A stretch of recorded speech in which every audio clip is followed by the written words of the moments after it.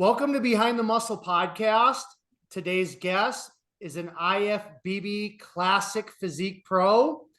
Today's guest is Alex Pomeroy. Alex, welcome to the podcast. Thanks, dude. What's going on? Not a whole lot, man. Just looking forward to kind of getting to know you a little bit better, man, and getting into to your story. So just to kind of kickstart, the conversation off, Alex, the first question I have for you is, who are a few of your favorite bodybuilders of all time?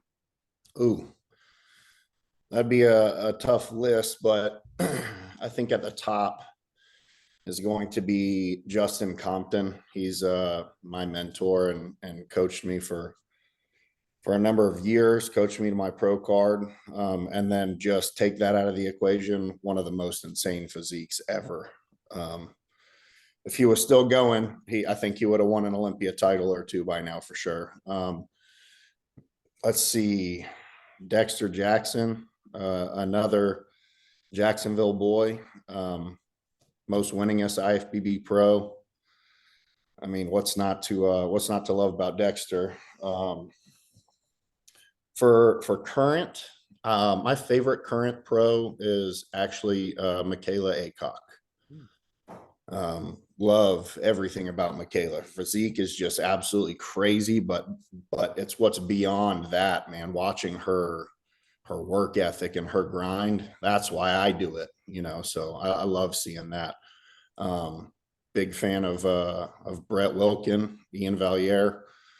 For some current pros, I think I could probably ramble forever, but I'll stick with that list. Okay. How about, since you're a classic physique guy, how about any current guys that you kind of look up to or respect their physiques? Obviously, there's I would say classic physique. Many. Yeah, classic physique is the most competitive division on the men's side, hands down. So, I will say, I mean, like, a lot of physiques excite me in classic physique. The one that is most exciting for me is Urs right now. I do think that he's probably going to step in and be the face of classic physique when Chris decides to hang it up. And he's young and he looked crazy last year, and he still had, like, I don't know, maybe close to 10 pounds left in his cap. So to see that's exciting. I love Terrence Ruffin, awesome physique, and awesome poser. But yeah, I mean, there's so many classic physiques that are exciting and beautiful in their own way for sure. Yeah, cool. All right. So let us know, Alex, at what age you started lifting weights, and then why did you start lifting weights at that specific age? So, I mean, like, my dad lifted weights growing up. So I lifted weights a little bit in the garage, just kind of messing around with him. He showed me a few things when I was, like, I don't know, maybe 12, 13. But I didn't seriously start lifting weights until I was 19, maybe 20. I think about 19 was when I got my first gym membership.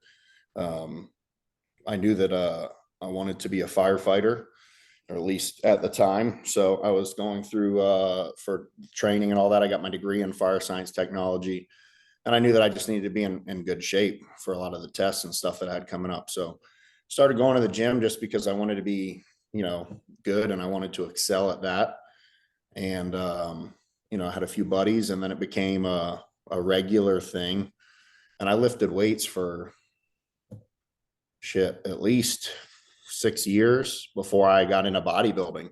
It was just fun. I just did it with my buddies. We enjoyed pushing each other, but it wasn't anything that I would call serious, until I started competing. But I've always loved being physical and challenging myself. Yeah, cool. Now I've got to ask you, how did your dad get into lifting weights then? So my dad is just like, he's a real man's man, played every sport and that kind of thing. So all of his weightlifting was definitely geared more towards him playing sports growing up, and that kind of avenue. I don't think he was ever really into bodybuilding. Actually, my first show I ever did, I was explaining to my parents what I was going to do. And my dad was like, so are you going to lift weights on the stage? Like, he just couldn't comprehend bodybuilding. He just was like, he didn't get it, but super supportive. I don't know if he gets it still to this day, but my parents are great for sure. Excellent, man. Love that. Okay, so going to transition into a little bit more talk about your childhood and your upbringing, because it's always Yeah. fun to kind of get the story, quote unquote, behind the muscle, right? So talk about like where you grew up. Did you play sports? What sports did you play? What was school like for you? What was a little young Alex like in those earlier years? Okay, sure. So growing up, my dad worked for the airline industry, so we moved around a good bit. Um, Lived in a few spots. I was born in South Florida, lived in a few spots before we kind of settled in Pittsburgh, and that's where my younger childhood was. I lived there until I was about 9. And then before that, after that, I'm sorry, we lived in North Carolina for a year, and then I've been in Jacksonville since. So I've been in Jacksonville for over 20 years now. So my later childhood was definitely Jacksonville, my high school years and stuff like that. And I definitely I loved having my childhood in Pittsburgh. It was like blast from the past town. Like, people didn't lock their doors, and it was like I grew up in the 50s kind of. And then we moved to Jacksonville, and everything's great here. I didn't play sports in school. I played sports when I was younger, mostly because my dad was that jock, like we talked about. So, we tried at least every sport once. But I was really into music. That was my first love. I started playing guitar when I was 9. And then when I first got lessons, my parents got me a classical guitar teacher. And I just, like, what 9-year-old wants to play? I know I didn't at 9. I didn't want to play classical music. So I played for like 6 months and then quit.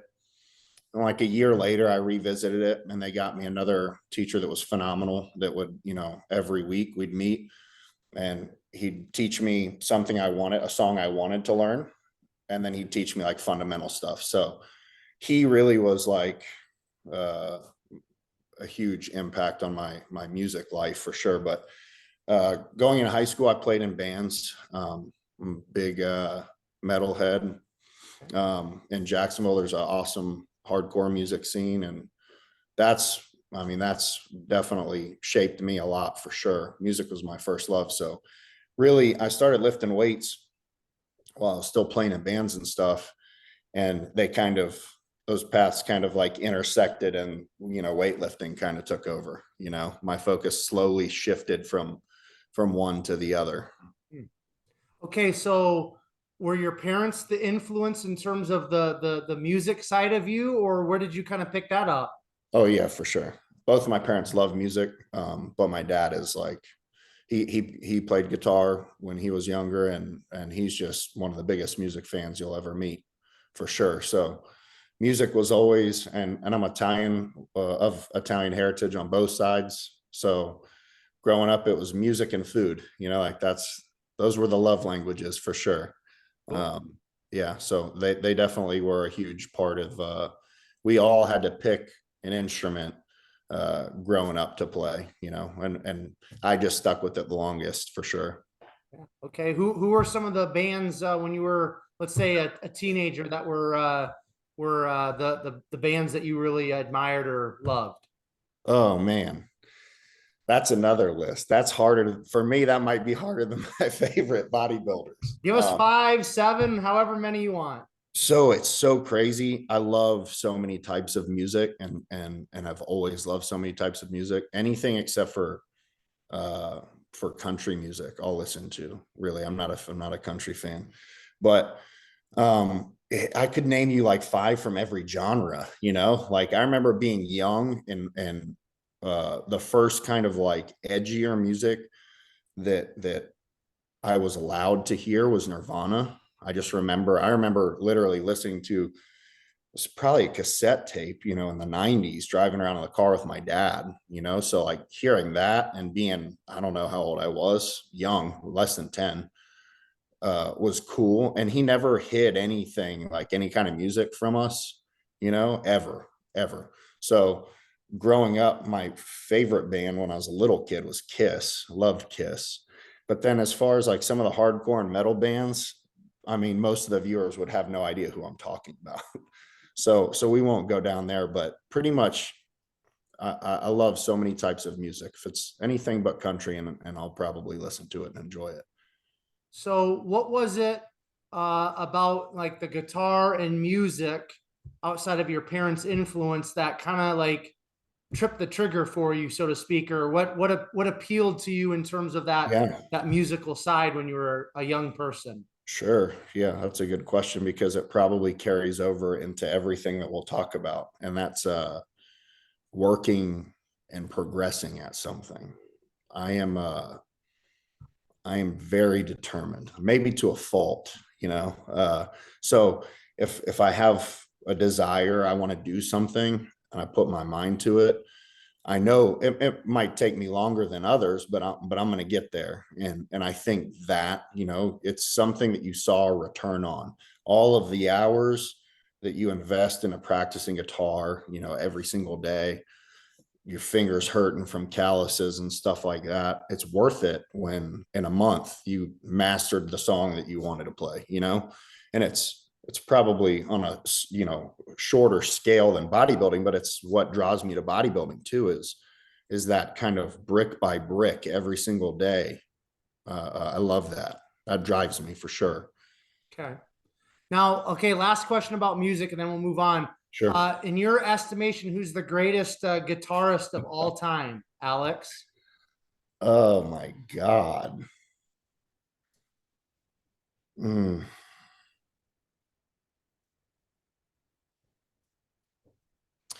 So, all right, look, I'm just going to answer who I idolize the most, um, because I could go on forever about some guitar players too. My parents actually took me to Eric Clapton's first ever Crossroads tour for my 16th birthday. It was the very first one they did. So I got to see everybody. That's amazing. But I told you my favorite band growing up was Kiss. I wanted to be Ace Frehley. I just like, I had the little figurines in my room set up. I had the Kiss Alive album. I bought two like vinyls so I could have one on vinyl and I could cut the other one up, and I, taped it all to my wall. So I would just look at that stuff every day from the time I was like getting into playing guitar, 8, 9 years old, and on. So I don't know that I'd call him the greatest, but he's the one that I idolized for sure.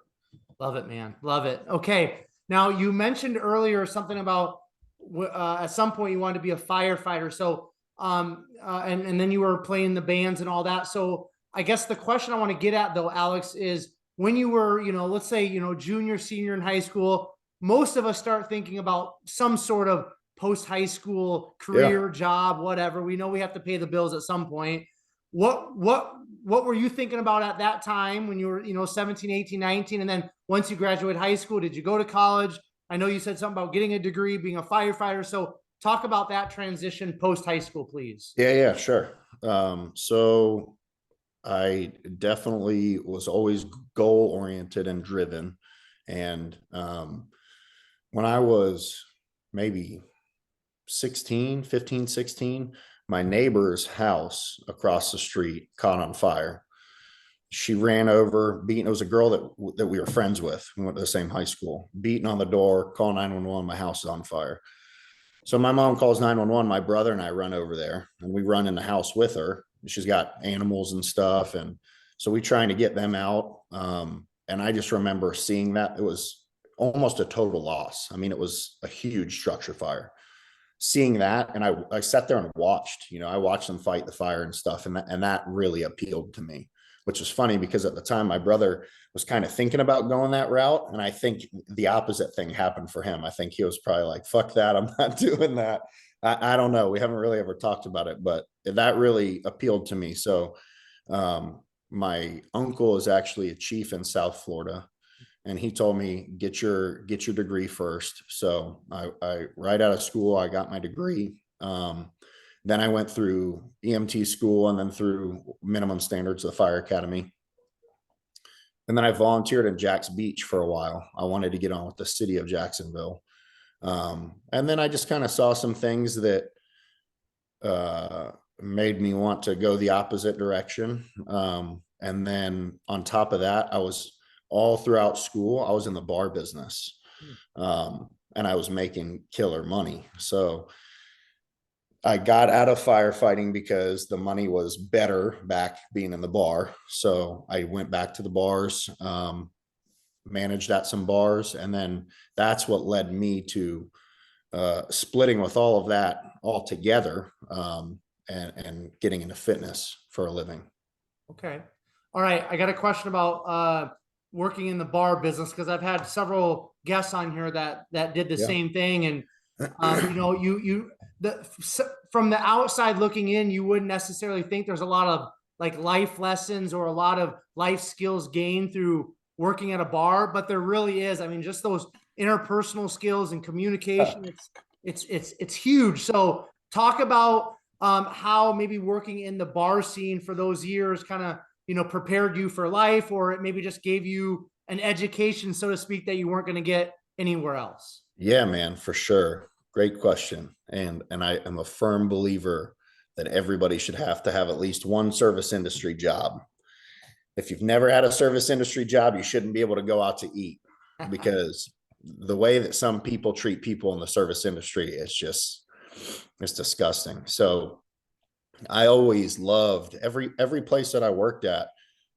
It's this weird misfit family, and that's probably the coolest takeaway and coolest life lesson is you grow close to people. Because look, I mean, I worked in the last bar I worked in was a high volume bar. We're turning out a lot of business at night. So we're working side by side, and what can be a stressful situation every single night, till wee hours of the morning. And it's all different walks of life. And it might not be people that you'd normally talk to, or same thing with your customers, but you get to know these people, and it gives you a lot of perspective, which I think everybody needs for sure. Do you feel like your time in the bar business really gave you some skills in terms of being like a prep coach and coaching people in terms of fitness? And if so, what's the correlation there? Ooh, yeah, I'm sure that there were some things just like what we talked about. So the last place I managed, and I learned this because I was kind of friends with everybody too, but when you're managing people and you're friends with them, things can get kind of sticky. But the biggest thing that I learned there was setting people's feelings aside, including my own. People need to be led differently, right? Like what might work for you doesn't work for me. But before that, I've always been kind of like a natural leader for sure. Ever since I was a little kid. So all of those things kind of just have evolved based on situations, throughout life. But yeah, I think that right there carries over into coaching, because I have I have a lot of clients and I don't coach any of them the same, So learning how, because you do have to take yourself and your emotions out of the situation when you're trying to get through to somebody. All right. So why don't you kind of start unpacking then?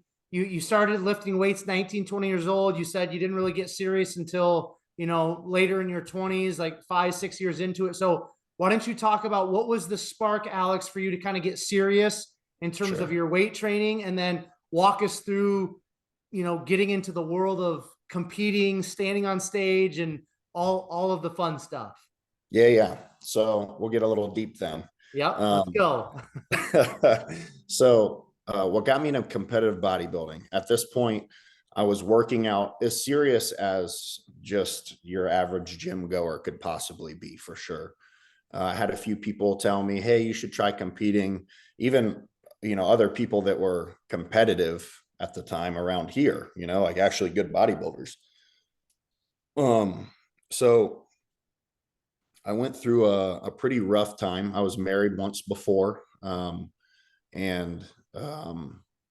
we were going through a divorce.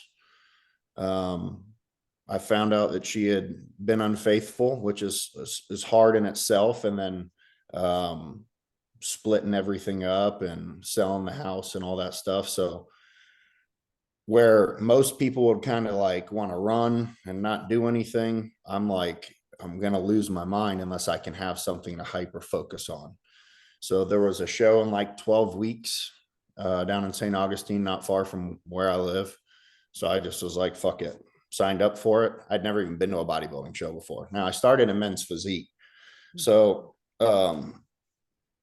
I prepped myself for this, I kind of read some stuff um, and asked a few friends that had competed and just winged it. And I got third out of like 13 or 14 guys. So, and it just, what I got back from that though, after that prep, I prepped through one of the hardest times in my life, but it didn't make that time any easier, but having this time to focus my energy on myself every single day really was amazing to have. And it also provided me a lot of self-reflection, which I think is a huge reason why my relationship with my wife, Amy, is so good, because I had that time in my late 20s to just really hyper focus on myself and who I was and what I needed as a person and what I wanted.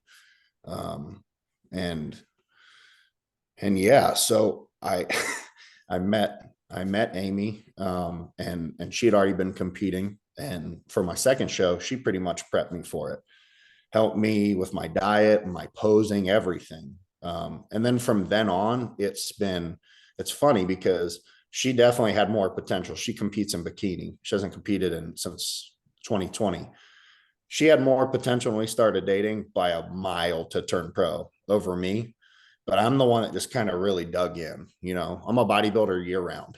I'm not, she'll be hyper focused for a prep, and it's not like she goes off the rails or anything, but she's not following a strict plan in the off season where every day is Groundhog Day for me. I've got, hard wake up times. All my meals are scheduled in between my clients and everything. So that's just not her. But, and that really, her, all that whole time was like in my life, so many huge changes happening at the same time, and getting into bodybuilding at such a pivotal point. And then my new partner being into bodybuilding too, I think really like solidified that that's where I wanted to be, and I've been competing ever since. Yeah. Okay. So I want to ask you, you said something about, during your first prep or shortly after, you kind of went through some self-reflection time, which I couldn't agree more. I think that's valuable for all of us as adults to do at different times, but sometimes it takes a breaking point or difficult situations or uncomfortable situations to kind of force us in that direction. But the question I want to ask is, what are some takeaways from that time of self-reflection that, maybe looking back on some different things and looking at your own life, like what were some of those things that you decided that you wanted for yourself? What are some of the things that you decided that maybe you needed to change or adjust going forward? Because I'm sure that time period has really catapulted you to the point where you're at today. So talk about that if you don't mind, Alex. Yeah, for sure. So, the biggest thing for me was, and look, I don't wish any harm or ill will towards my ex by any means. We just weren't meant to be together, and that's fine. But realizing that, and then realizing that I was just going to be unapologetically myself to everybody that point forward, my friends, my family, whatever, because there were times in my relationship with my ex that I felt like there were things that if I was completely honest in a situation about how I felt or what I believed, I would be judged. And I never wanted to feel that again. So that's the hugest thing with Amy and I. We're just completely open about everything, and I have been since the get-go. And anybody that knows me now will tell you that I am unapologetically myself, and I'm always going to be true to myself and what I think is right, for sure. That's powerful, man. Okay, so I want to go back to your first competition, because you said you prepped yourself and it was men's physique. I mean, And I know you said that you had some people, kind of like, ask you if you competed or were thinking about Yeah. it. But I mean, most people don't just wake up one day and say, I'm going to compete. So had you been thinking about it for a while? And if so, how long? And then why did you kind of decide men's physique over maybe something else? Okay, so I definitely like, I don't want to say I put a whole lot of thought into it, but when people kept saying it, it was like, I don't know, maybe kind of a thing, but never really like looked at. I don't even think I knew what the NPC was. I didn't know any of that. I didn't even know what time of the year the shows were, none of it. So after I really needed something to focus on, I just kind of was like, okay, let's do this. And I, there's only a handful of shows in Jacksonville at the time, so I didn't even think about trying to go to one of the other ones. I don't even think there was one, so I just signed up and went with it. What was the second part of that question?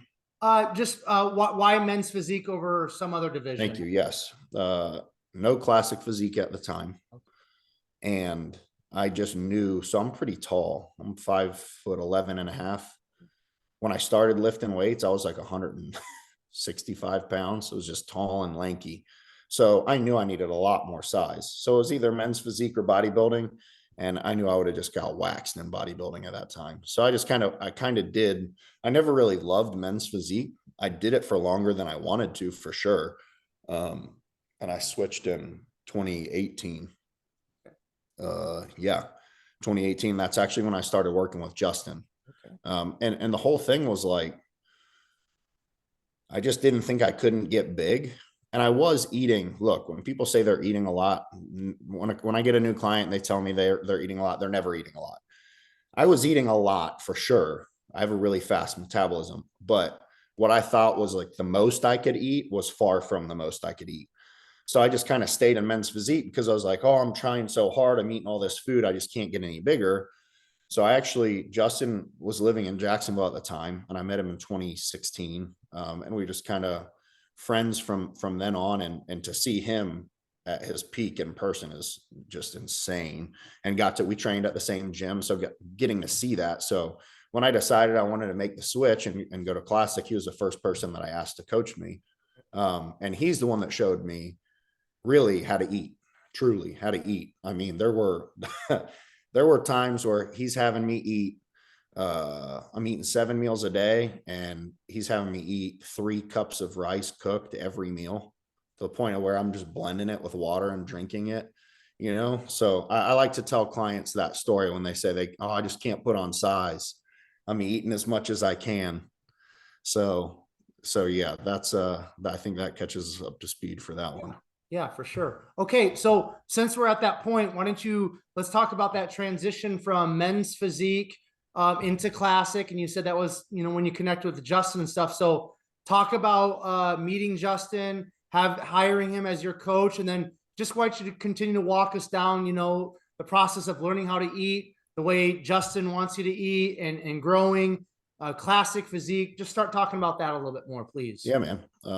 So I definitely wanted to switch to classic when it came out. I just didn't think that I was big enough. And then I started getting pretty close to a pro card in men's physique.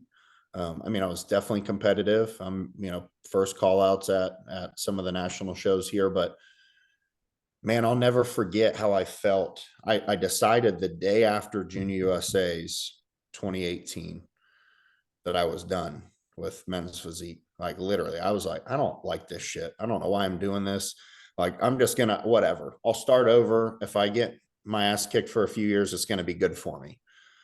So I'm still in Charleston. I reach out to Justin. I messaged him on Instagram, I think probably. And I'm like, hey man, this is what I want to do.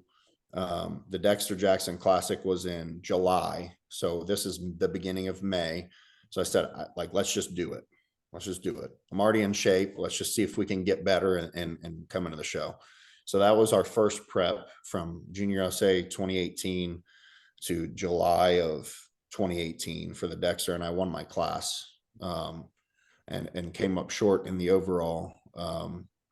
So to another pro. He actually turned pro as well, Logan Guthrie. That was actually a really fun lineup.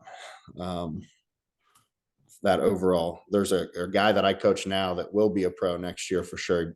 Came up a little short at North Americans this year, that he was in that overall lineup too for Classic Physique. That was a fun show.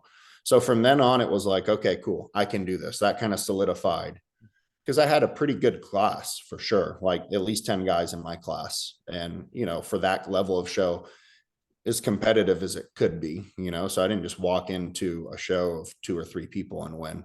So I was like, okay, cool, maybe I can do this Classic Physique thing. Took a year off, and that's when I really learned what food was for real, for real. I mean, yeah. And let me tell you, Justin and I are close friends, and we've become real close over the years, but, it doesn't matter if you're a friend, you're his friend or not. If you're suffering, he doesn't care. He doesn't care at all, which makes him a good coach. But, I just remember looking at Amy and being like, he increased my food again. Like, how much more food can I fucking eat? And just shoveling it down and shoveling it down. So that right there, I mean, it just only helped mental toughness too. Disconnecting yourself from uncomfortable situations when you have a bigger goal at hand. So yeah, Justin was a pivotal part of me, you know, becoming a bodybuilder for sure. So, we're going to get back to the food thing, but I want to also connect your training. So, how did you kind of train as a men's physique athlete? And if so, how did Justin or yourself or some other influence, how did your training evolve, or how did you adjust it? How did it change when you transition into Classic Physique? And what does it kind of look like current day? Has it evolved over the years much Yeah. from the beginning of Classic to this point or not? Yeah, sure. So when I started competing, I was really fortunate to know a lot of legend bodybuilders. The first bodybuilder I ever met was Don Long. And he was in the first gym I worked out at, and he was always super nice to me when I'm, you know, nobody, right? He didn't have to talk to me at all. Always say hi to me. If I had a question, always answer it. But I'd see him train his guys in there, and he would always do these crazy high reps. He'd do 4 sets on everything, and it'd always be 20, 16, 12, 8. So I saw them do that on everything. And I mean, like, Don was huge. The guys that he were training were big. So when I jumped in, I told you I didn't know anything about anything. When I was like, cool, if I'm going to compete in bodybuilding, I guess that's how bodybuilders train. So I did that. And I honestly did that for probably years, 2 years. And I mean, I was like a logbook guy. So I treated all of those, maybe the 20 set, not like a working set, unless it was a little bit deeper in the workout and I was already nice and warmed up. But like, at least my top 2 sets were real working sets. And I would keep track of my weight on what I got from my 12 rep set and my weight from my 8 rep set and just progress at that. But I trained my legs as hard as I do now. Back then, when I was training in men's physique or competing in men's physique, I always loved to train legs. And then when I got with Justin, I had already switched to more of how I train now. I train very high volume. There's a lot of density in the workouts as far as like working sets, drop sets, super sets, stuff like that. But my working sets now tend to be a little bit higher in reps because I have a bunch of injuries I'm working around. But I mean, I'm still training. Weight's relative, you know, I'm still training to failure. But it's typically failure within like a 12 to 15 rep range. And now my training has switched a bit from that, because where I would really exhaust myself doing what I saw or what I thought I learned from Don. And by the time I got up to my heaviest set, I was gassed. Now I'll warm up sub-maximally. And when I get to a weight that is my 12 to 15, I think I'm going to hit failure in there. I'll bang out 1 or 2 working sets, depending on what it is, and then move on to the next. And typically the deeper I get into a workout, the less warm-up sets I need, or maybe none. You know, like if I'm doing leg press and it's the 4th thing in the workout, I'll just plop on there if I'm trying to fail at 15, what I think I'm going to fail at 15, maybe feel a rep or two, see if I'm right, and then just let it rip and do 1 or 2 working sets and move on. But yeah, I definitely, around the injuries, I've had to kind of adapt and take different routes, especially for pressing. I've got bad shoulders, so I do more giant sets and stuff like that, where the loads can be a bit lower. Some tempo stuff, where I can still achieve what I need to achieve without needing the higher poundages. What's kind of like your go-to training split, Alex? Whatever is the weakest needs to be the most frequent. So that's just going to look different based on the person. I will say this: if you're competing in bodybuilding or classic physique, unless you have just absolutely exceptional legs, I think 2 leg days per week is a minimum. And I do like splitting glutes and hamstrings on one day and quads on the other. And that also gives you the opportunity to hit some touch-ups. Say like from my example, I have really weak hamstrings. My quads are definitely more dominant. So on my hamstring day, I'll just train hamstrings and glutes. And then on my quad day, I'll do 1 hamstring exercise at the end too. So I'm getting some more frequency and what I'm lagging. But yeah, no 2 training splits are going to look the same for my clients unless they have the same physique and needs, and goals. So I will say this: rest days are a must. I see way too many people, and I've helped too many people who have plateaued off of just digging a hole deeper than they can get out of, and then, I've worked with people at the end of their preps, helped them, and it's like, take a rest day, and they freak out. I'm like, take a rest day. The weight drops the next day and they look better. And then they start to realize, you can't just redline the car the whole time. So I will say that's the one non-negotiable is you got to have, I like 2 rest days. So my split right now, it's an 8-day split. So I train 3 on, 1 off, and then just repeats. Excellent, man. Okay. I want to take a step back and I want to talk about the food thing a little bit more. Now, I've had a lot of, Sean Clarita's been on the podcast, obviously 212 Mr. Olympia, and guys that, have competed in 1 or 2 shows, and everybody in between.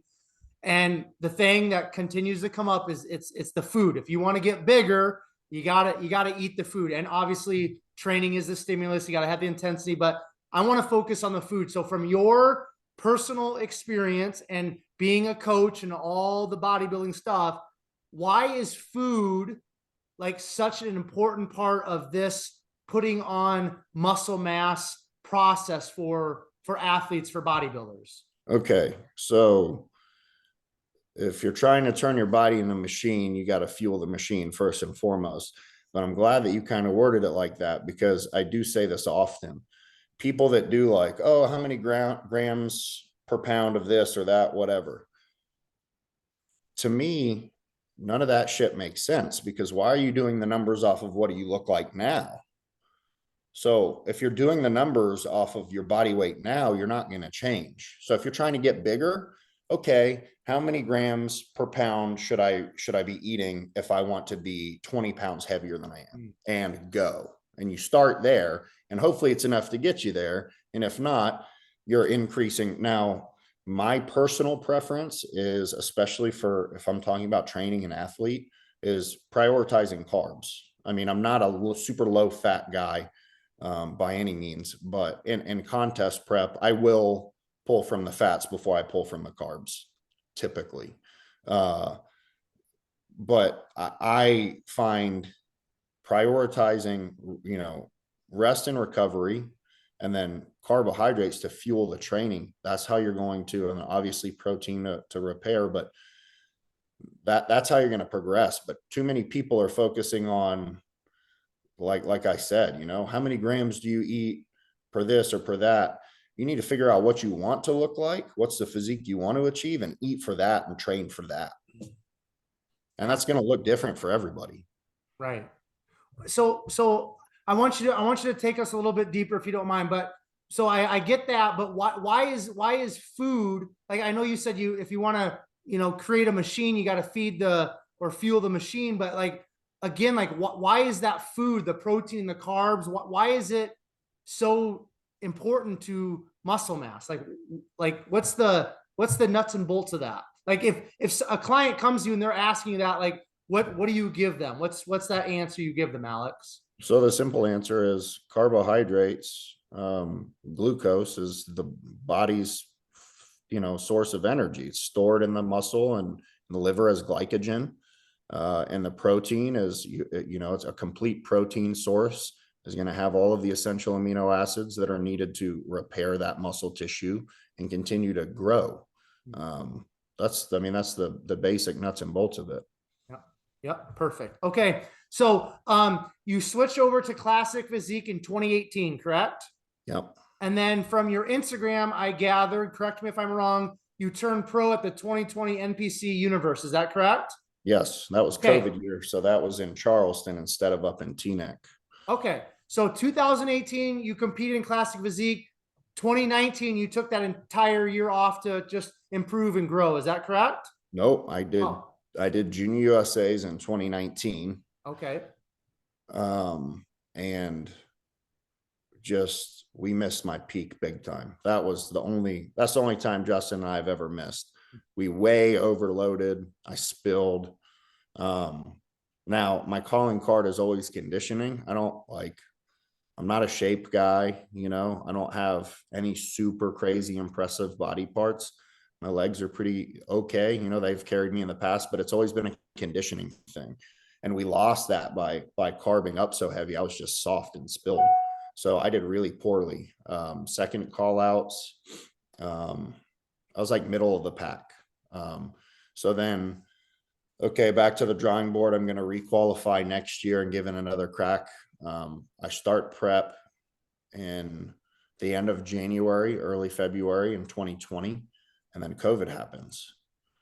So I start prepping for a qualifier, and then I was going to do Junior USA's again, and they keep canceling shows. So I just keep going with it. I just talked to Justin the other day about this. He said he thinks this is the longest season he was ever a part of, like from a coaching or competitive standpoint. So I just kept going. Okay, the next show. And we'd get 3 weeks out and they'd cancel it. And the next show, okay, and cancel it. So I was in shape literally all of 2020. And I didn't turn pro until November. So that's how long my season was. But in between there, when Junior USA finally comes around, cool, we've got the date set, we're good to go. I was like 5 weeks out and I was in shape. I was in low 220s. My cutoff as an amateur is 212. And the Dexter was right around the corner. It was 5 days away, 6 days away. It was Sunday. And I just reached out to Justin. I said, hey, you want to jump into the Dexter this weekend, bodybuilding? Because I'd already won men's physique and classic physique at that show. So it's kind of just like, let's just jump into it for fun.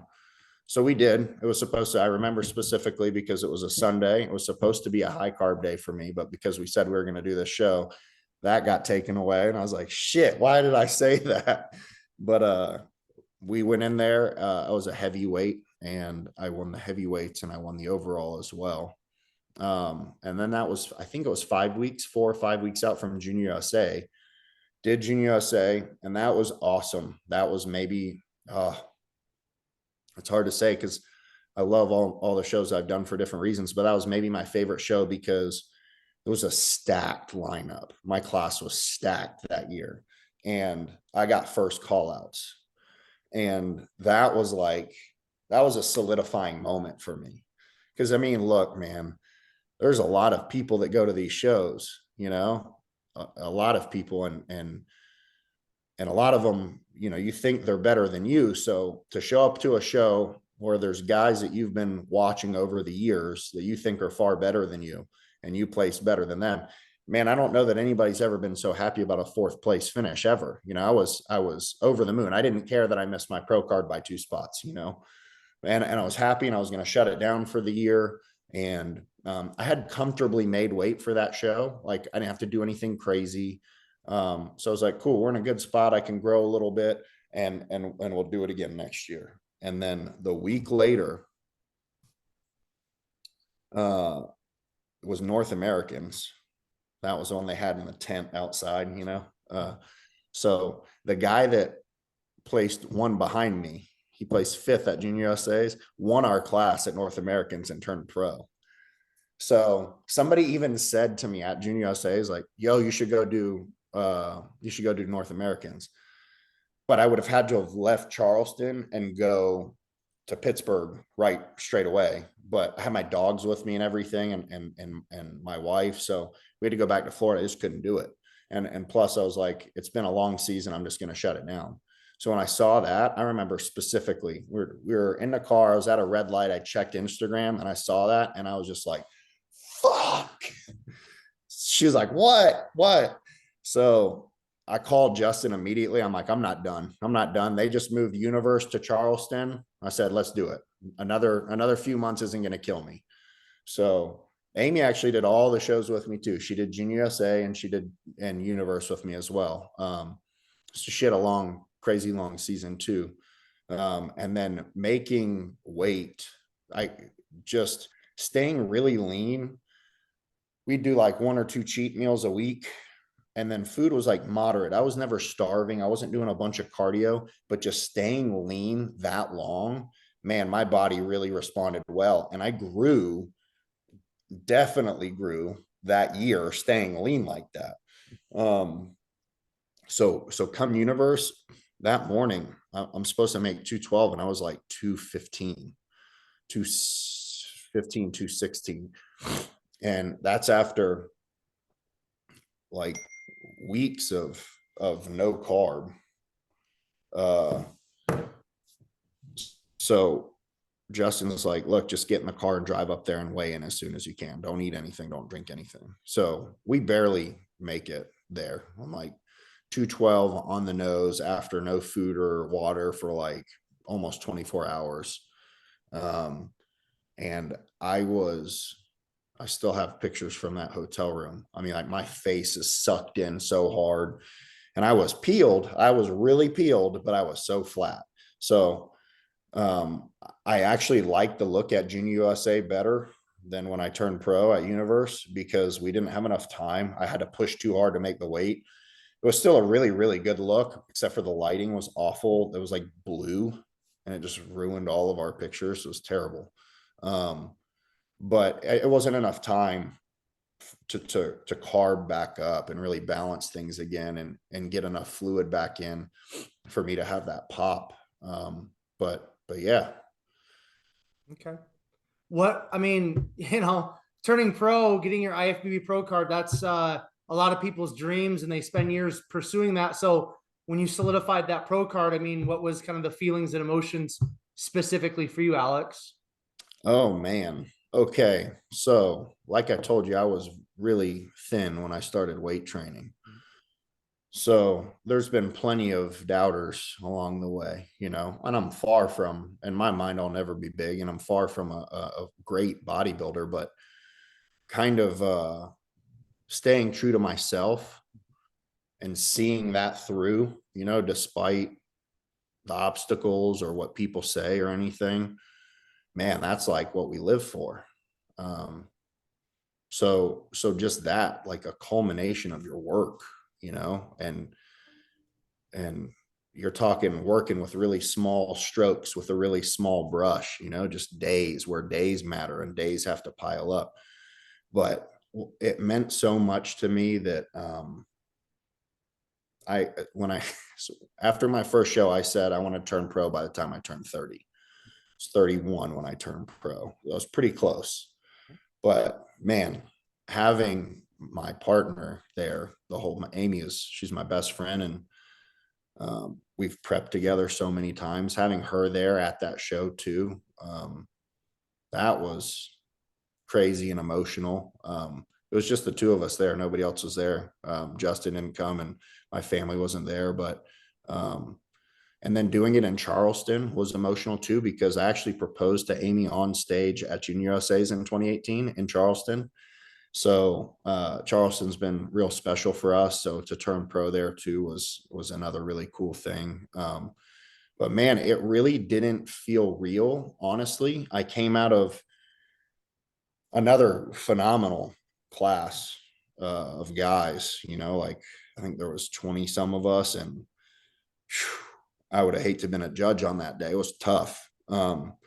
But they moved me. I think our first call out was 7, and they moved me to the center. No, it was 6. And they moved me to first spot, and they didn't change me. I just stayed there the whole time. And they ran through maybe 2 or 3 rounds, and I got off stage, and Amy was waiting for me backstage. And I was like, I don't know. What do you think? Did I get first or second? And like, and she was like, no. And even watching the videos and seeing it, I still was just like, nah, it's not real. It's not real until finals. And then obviously I won my class, and then I got up to do the overall, and that was cool. That was the show that Colin Von Moger turned pro at. So I got to stand on stage and compete against him, and just meet some awesome guys. I met some awesome guys at that show. But it's just that like that period at the end of the last sentence of the book that you've been writing for 6 years, that was an awesome weekend and an awesome ride back to Jacksonville, just kind of reflecting on everything that led to that. And it's such an amazing feeling. And I wish more people would really commit to their goals that take time, take time for yourself. And so they can achieve that feeling too, no matter what their endeavor is. Yeah. So why don't you catch us up to speed then? You turned pro in 2020. Have you made your pro debut? What are your plans going forward in terms of competing? And then I want to touch on some coaching before I let you go. Yeah. Okay. So my original plan was I was going to try and compete. I have not made my pro debut yet because I turned pro in the end of 20. I hurt my shoulder in 21. I had surgery in October of 21, and it's just now been a year, and I'm still working with some things on it. I also have 5 herniated discs in my lumbar and a compression fracture in my L5. So it takes a team of chiropractor, physical therapist, massage therapist on a weekly basis to keep me on the rails. But I've got no quit in me. So as long as I've got air in my lungs, I'm going to keep on pushing. Now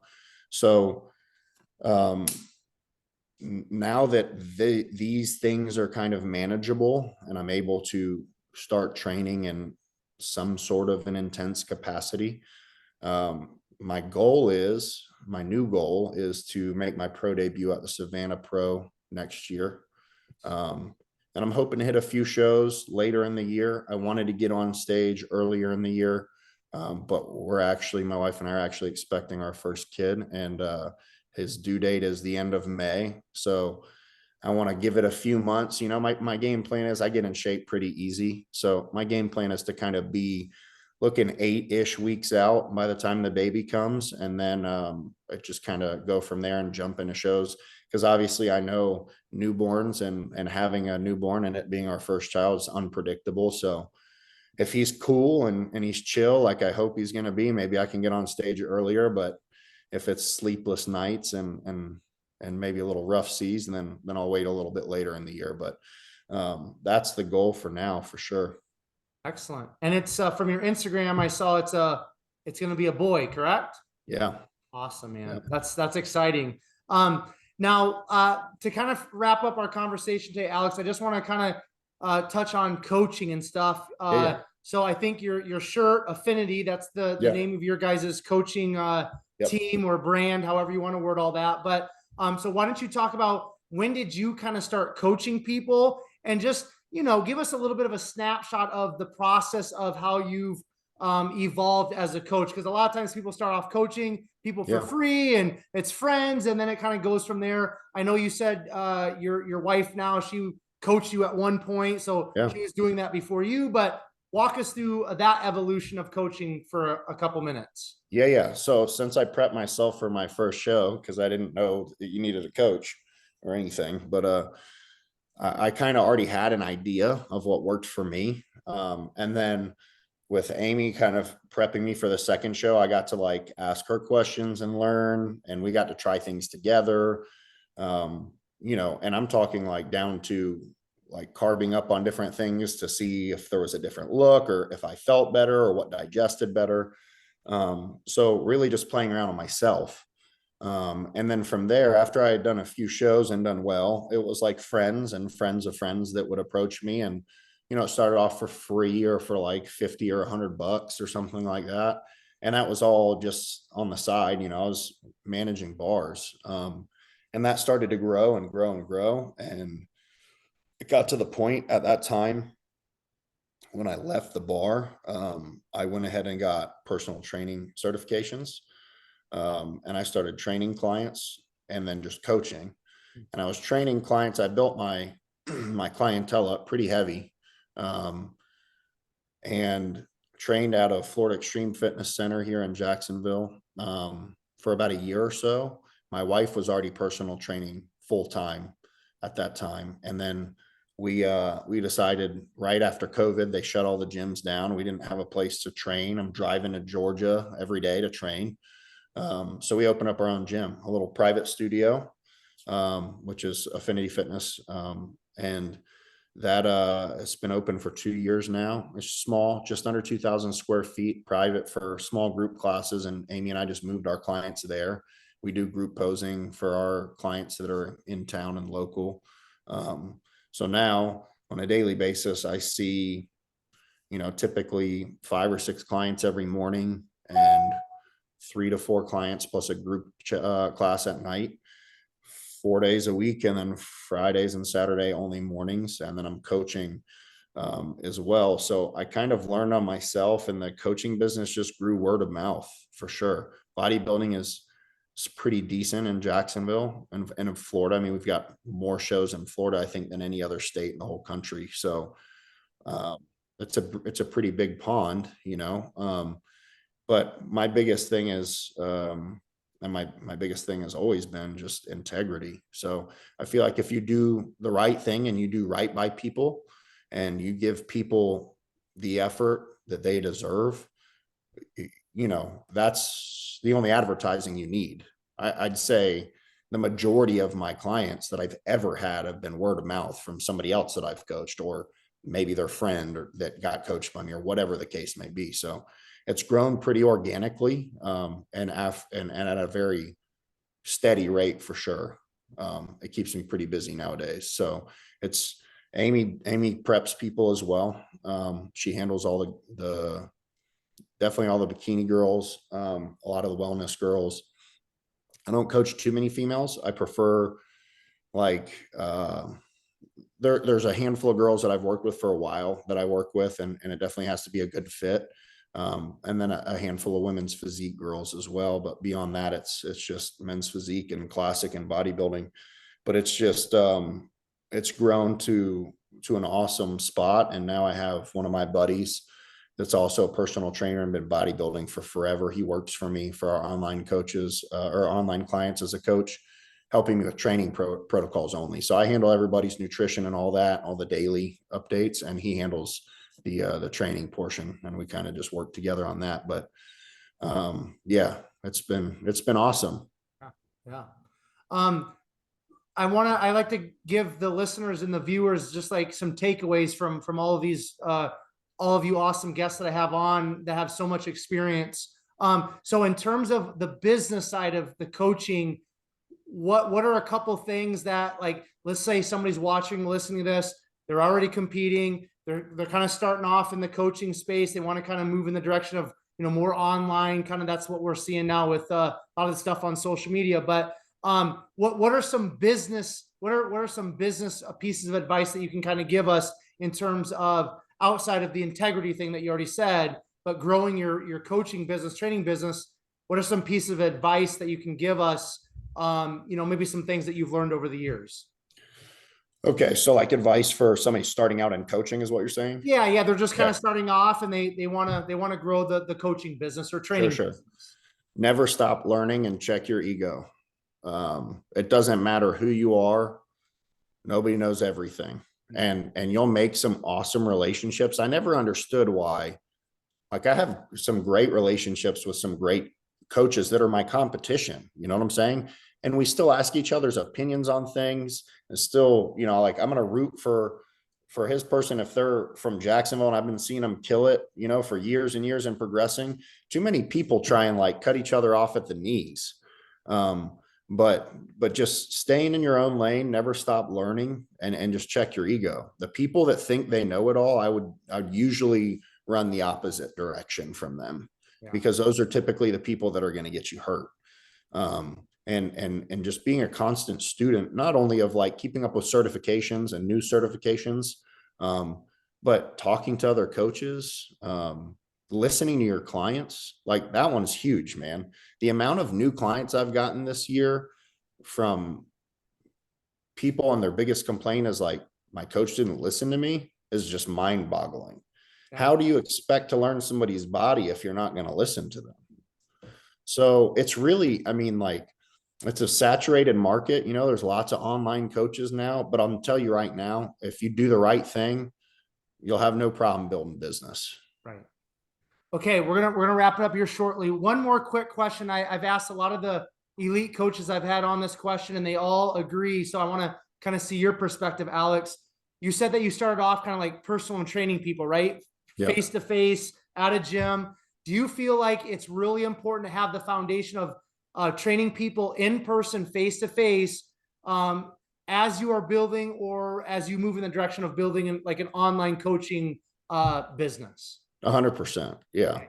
So I don't see how any experience could really be bad experience. Because you're talking about something that is going to be different in every single scenario with every single client. Every case is going to be different case to case. So I don't see any experience as being bad experience, but having the experience to work with people in person and just sharpen your people skills, just like we talked about back in the bar business, being able to not only coexist, but be successful at communicating with people that are different than you, and understanding how to push people differently. People are motivated way differently.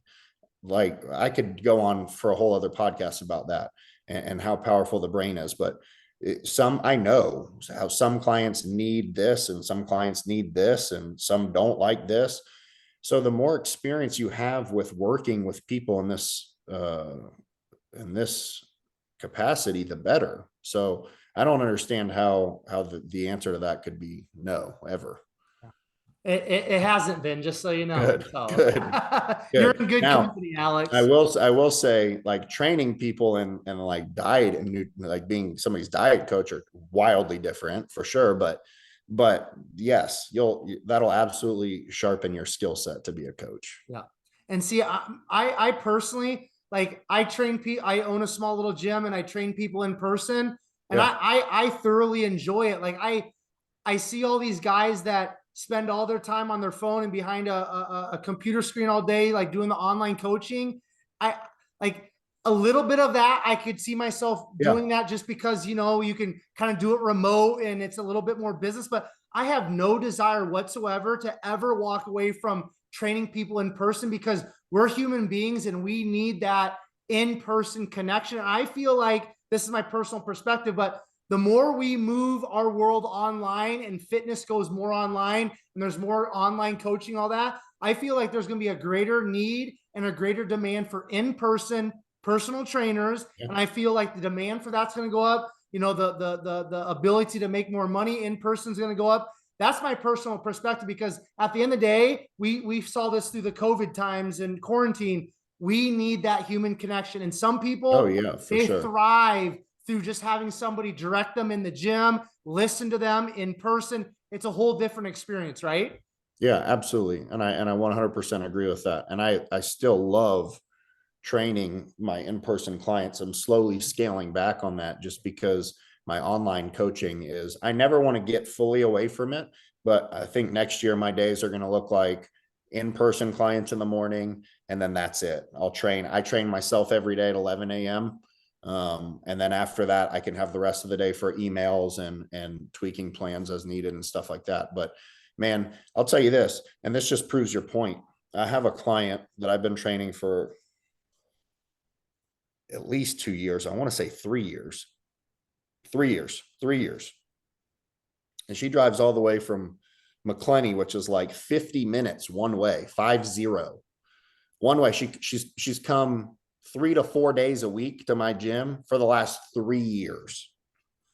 So that alone right there shows you the power of that in-person connection when it comes to fitness and training. Yeah.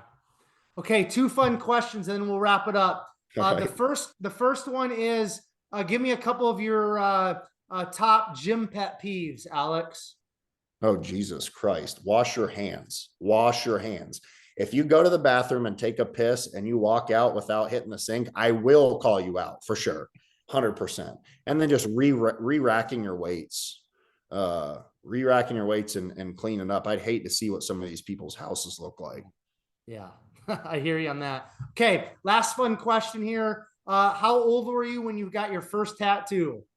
It was on my 18th birthday. I tell this story often because I'm the youngest of 3. My older sister and my older brother both had tattoos at the time. So it's not like uncharted territory here. But my mom comes home from work that day. So it's in the afternoon, maybe 4 or 5. And she's in the middle of singing happy birthday as she's walking down the hall to come in my room. And I just lifted up my arm and I showed her my tattoo. And she just stopped singing and she turns around and walks out of the room. So it was on my 18th birthday. Yeah. Cool. Awesome, man. Okay. Alex, I'm going to turn it over to you. If you have any final thoughts, any final words that you want to leave with us, I'm going to turn it over to you. Also, why don't you give us your Instagram? Sure. I know your coaching business, your gym also has an Instagram. Give us that. Anything else, shout outs, whatever you want to leave us. The platform is yours. I'll do a quick outro and then that'll be a wrap. So go for it, my man. Cool. So final thought is just, if this is what you want to do, then just get lost in it. I see too many people doing this for the wrong reason, whether coaching or competing. You have to have the passion for it. As far as reaching out to me, my Instagram's Alex Pomeroy Fitness. The coaching business is tagged in my bio for sure as well, but it's, I want to say it's Team Affinity Fitness. Or it might just be Affinity Fitness. I don't know. I'm sorry. That's bad. But you can message me on either one of those. I'm pretty responsive. So anybody ever has any questions for me, feel free to reach out. Cool. All right, man. Well, thank you so much, Alex, for sharing your life story and your bodybuilding story. Really appreciate it. Okay. Yeah, man. Thanks for having me on. I appreciate it. I'll do a quick outro and then I'll let you go here. So Cool. All of you who are tuning into this episode of Behind the Muscle podcast, I just want to say thank you so very much. I appreciate all of you. I value all of you. And as I say all the time, if it weren't for all of you, the podcast simply would not exist. So thank you so much for continuing to support BTM. If you have not done so already, make sure you hit that subscribe button on YouTube. That's really important because I release all of these episodes first on YouTube, and then I'll distribute them to iTunes, Podbean, Castbox, and some of the other major podcast platforms. And also, please take this episode with Alex. Make sure you take this episode, share it on your Instagram stories, tag Alex, tag Behind the Muscle, so that we know that you listened specifically to this episode and found great value in it, in which I know you did. And then finally, I will leave you all with this. Remember, behind the muscle, there's always a story. We'll catch you guys later.